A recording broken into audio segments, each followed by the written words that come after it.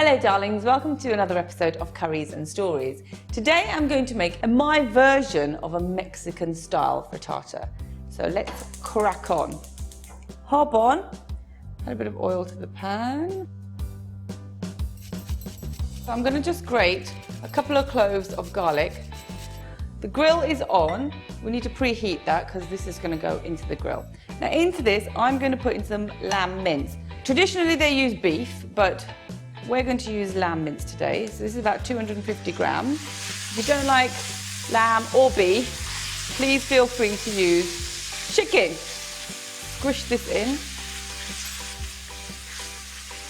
So we're going to brown the meat. Just keep stirring it so it doesn't burn. My mince is browned nicely. So into this, I'm going to add some tomato puree. Pop all that in. Give it a little stir. And now I'm going to add some of my homemade taco mix. Now this is a blend of paprika, cumin, chili, oregano, garlic powder. The recipe will be in the Dropbox, so look out for that. Always better to make your own masalas. It's a lot fresher, you know exactly what's gone in it, and you know who's handled it. My own bare hands. So I'm going to sprinkle some of this in there. It's about a tablespoon. So once that has incorporated, careful not to burn, let's season it with a pinch of salt, 2. Now into this, I'm going to use some peppers, red and green, add a tomato chopped up. Try and keep them all about the same kind of size. And some sweet corn, because I like sweet corn. If you don't like sweet corn, you can leave it out. So you know, with something like this, you can create your own base. It's entirely up to you. And also, if you've got any leftover keema left at home, why don't you just use that? That'll work as well. It'll make a spicy Indian style for frittata. Just let that break down a little bit. You don't want it to get too mushy. You want the vegetables to have a little bit of bite.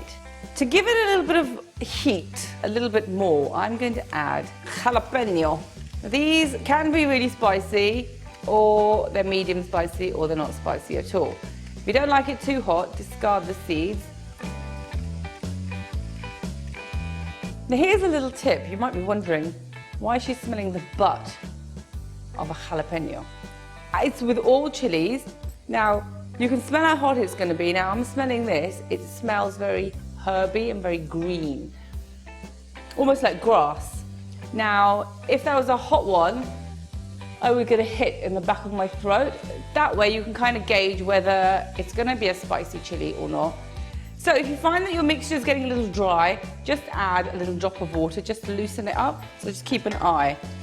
Right, that is ready. Now, before you add the beaten eggs, taste it, make sure the seasoning is correct, because I will not be seasoning the eggs. So all the flavour is in my base. Eggs.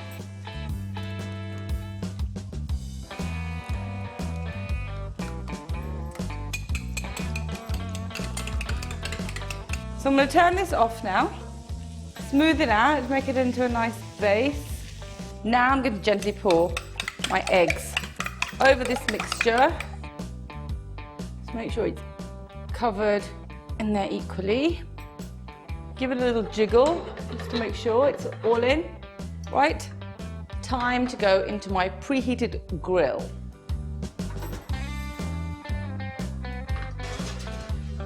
Right, my frittata is under the grill, and that's why I've left it open, but you need to keep an eye on it. So what'll happen is the egg will puff up and bake, almost like a pizza. So when it's got a soft jiggle, it's done. Now obviously if you don't want to jiggle in your egg, cook it a little bit longer. If you don't have a grill, by all means bake it in the oven, but keep an eye on it. You don't want it to puff up and then burn. So that will take about, I'd say, 10 to 15 minutes, depending on how hot your grill or oven is. It's a waiting game. It's been about 15 minutes. Let's get this out. Oh, look at that. What you need to do is loosen it at the edges. It's almost like a pizza. Loosen it. Take this out on your serving plate. I'm going to garnish it with some fresh spring onions.